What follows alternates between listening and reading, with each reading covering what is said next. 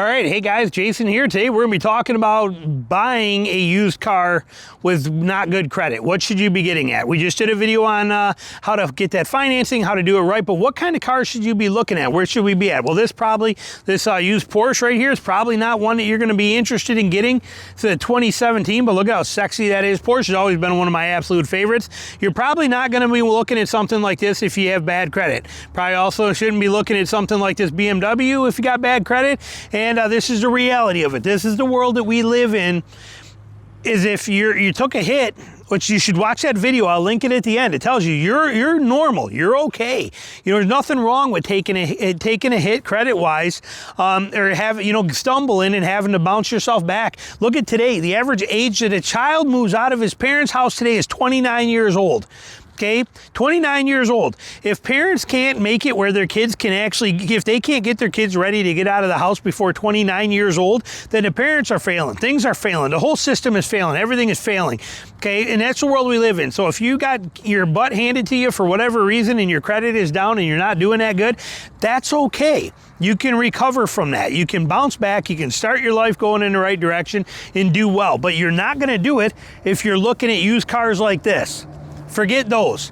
So if your credit sucks, rather than paying 20% or 18% interest on something stupid like this, you need to get yourself back in order. What are we talking about doing? Well, I'm going to pull you into the computer here and we're going to look at it and we're going to take a look. I'll give you a couple quick examples here where we talk about the system and then we'll show you some vehicles.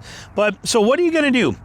If your credit score is under, say, 700, then you're going to be in a position where you're going to pay higher interest. And you're already paying higher interest because of the fact that a vehicle is used anyway. So you're going to pay more money on that used vehicle already because it's used. It's not financing new. Interest rates are always higher on used than they are on new. So you got to understand that. Here's a great option right here. Older Altima, nice vehicle right there, Nissan. They do a good job. These are not expensive either for the Blazers, even the smaller ones. Jeeps run forever and work like a champ and are easy to work on. Cherokee's the Renegade's one of my all-time favorite vehicles. They're dirt cheap to maintain and repair, and they're very cheap to buy, and they work like a champ. I love them. Avoid this. This may look cool, and you may think it's going to up your status and take you to new places and make you feel like you're doing better, but this is a joke. This thing is insane to own, insane to insure, insane to repair. It's costly as can be, and it's not reliable. Stay away from that stuff. Don't get caught up in that. Same with this kind of stuff. No offense to Audi. I love Audis, but this is not where you need to be looking at.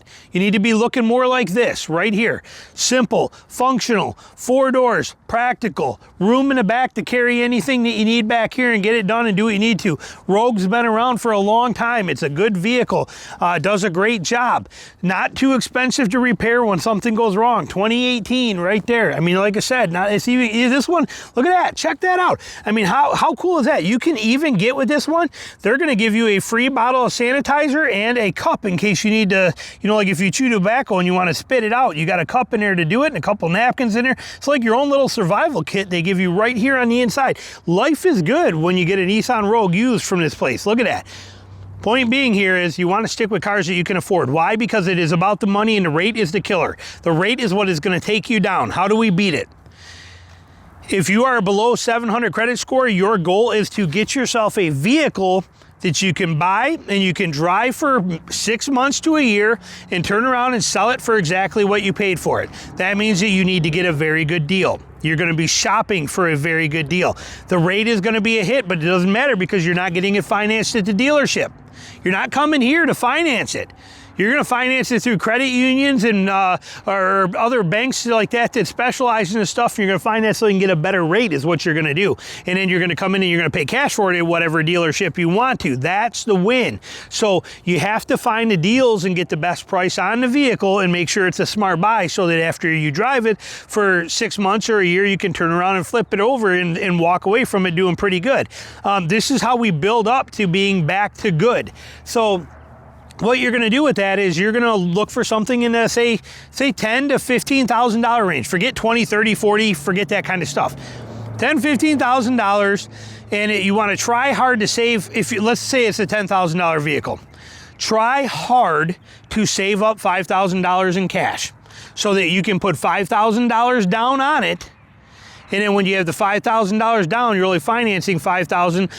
18%, 20%, 17, 15% of interest on a $5,000 loan because you put $5,000 down does not hurt very bad, but it will build your credit up much quicker, and it'll do it much better because your payment amount is not higher, because there's many things that affect your credit. It is not just making payments on time. That's only 35% of it. 70 or 65% of everything else is debt to income ratio, length of term, all these variables. So it's a huge factor for you to make sure that you do not overextend and go buying the Porsche. Even though this car might only be $30,000, you don't want to buy this, okay? You don't want to play that game. You want to buy the Rogue or something else, okay? Smart, not smart, smart. So you get yourself that vehicle. You drive it for a year. It keeps you going. It's doing a good job. It's proven reliable. If it keeps going and you want to keep driving it, keep driving it. There's nothing wrong with that. But if it starts to give you some fits, or you start getting into some things that you're not comfortable, or you're ready to get out of it, you can. But by that year later, now your credit score is up above 700, and you are now in a position that you can move on. But you also have a vehicle that you put $5,000 cash into, and let's say you bought it for $10,000, you put $5,000 into it. In cash, you've already paid off $2,000 of it in your loan on there. So now you walk away when you sell it for $10,000, same thing that you paid for it. You walk away with $7,000 in your pocket. You take that $7,000 and now you're going to go put that $7,000 down in your credit score of 700. You put that $7,000 down on a brand new car if you want to. That's something very affordable, something like this, or something like a Nissan Versa, or a Nissan something that's affordable, a Chevy Trax, a Nissan Sentra, a Hyundai, whatever they are. You don't want to talk about. I'll show you some examples. But a $20,000 new car, or even a decent used car with low miles, but now you can put that in there and you can make that work for you. And then you do that one more time 2 years later, and so for basically 3 years, you got 3 years into this and your credit score is up there where it's supposed to be. Life is good. Now you have the functionality and capability to buy whatever you want to, and you got a huge, massive chunk of money down. You bought the $10,000 one, you made seven, you had walked away when it was done selling it for $10,000, and you had $7,000 in your pocket with your deposit, you know, your down payment cash that you put on there, and you had your $2,000 that you paid off on it. You walk away with $7,000. You buy a $30,000 new or whatever vehicle, and you buy it right and buy it smart, and you got a little bit. Now you're only at like 8% or 9% credit. It was better. You drive it for a year and a half, and then you turn around and you sell it for same price you bought it for, or maybe just a smidge under, but because you paid it down, it averages out. You're still walking away with $10,000 away, and now your credit score is at 750, and you're in that position to be able to move forward. See how this works? It is all a process of buying smart and using it. If you buy too much vehicle and your payment's too high, your your credit doesn't rise.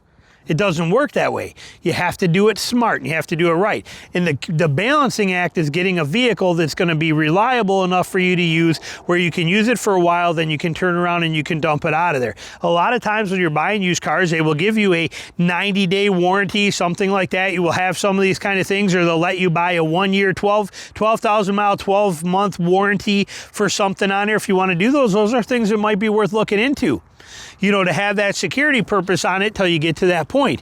But it's not that hard to make a used car happen. And here, as you've seen in this video, you hear me talk, but I'm showing you tons of options out there that are going to be smart buys for people with low credit.